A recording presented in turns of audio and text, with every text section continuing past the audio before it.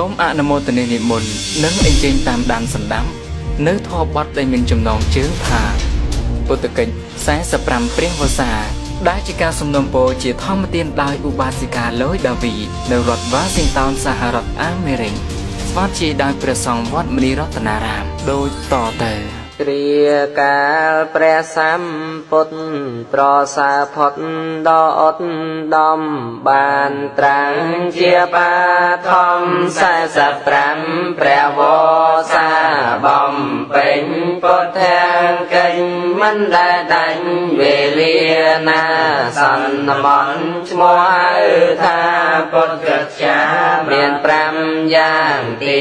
1គឺពេលព្រឹកដល់ពន្លឹងពន្លឺស្វាងព្រះអង្គស្ដេចទ្រង់យាងចេញបណ្ឌបាតប្រសំសន្តិពីរសៀជ្រែព្រះសុរិយេពេទៀមស្វន្តិទេសនាប្រសំសន្តិមិនកំណត់ថាសន្នាទី3ពេលប្រលំព្រះចៅពំត្រៃលោកាប្រទានធម៌ទេសនាឲ្យអវាទភិក្ខុសង្ឃទី4ពេលអាត្រៀនព្រះលោកនាទ្រង់ចិនចង់ព្រះតីអស្មងត្រង់ដល់ស្រ័យនៅប្រាស្នាផ្សេងកើតឡើងពេញនៅក្នុងចិត្តនៃទេវតាងឿឆ្ងល់តត្រង់ណាព្រះសាស្តាទ្រង់អាកាន់ទី5ពេលទៀងភ្លើប្រមាមើលនិស័យសាននៅក្នុងសង្សារវ័នឲ្យប្រាកដគួរសន្ដល់សានណាមានសំណាងព្រះអង្គយាងចេញទៅប្រទានធម៌ទៀងពួរឲ្យទៅតាមឧបនិស្ស័យធម៌នេះឈ្មោះហៅថាពុទ្ធកិច្ចប្រសើរក្រៃវិញជាទីវេថ្លៃនៃព្រះពុទ្ធពីបុ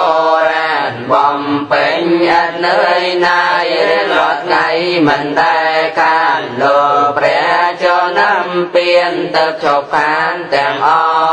ងហើយសាធុជនណាអ្នកប្រាថ្នានឹងប៉ុនប៉ងចំឃ្លាពីចំណងត្រៃលោកនេះពិតប្រាកដត្រូវខំរៀនសង្សារនៅធម៌អាដែលជាបុណ្យបុណ្យកិច្ច5ប្រាកដនៃកំណត់គួរយល់ដឹងជននោះនឹងស្មើបាននៅអ្នកឋានជាទីពឹងឬនៅលោកនឹងបានខ្លួនជាអ្នកធំលើជនផងទាំងឡាយសុខសប្បាយដល់ដំសែងសានសុខមរមរៀងរដល់នពានងសូមអនុមោទនា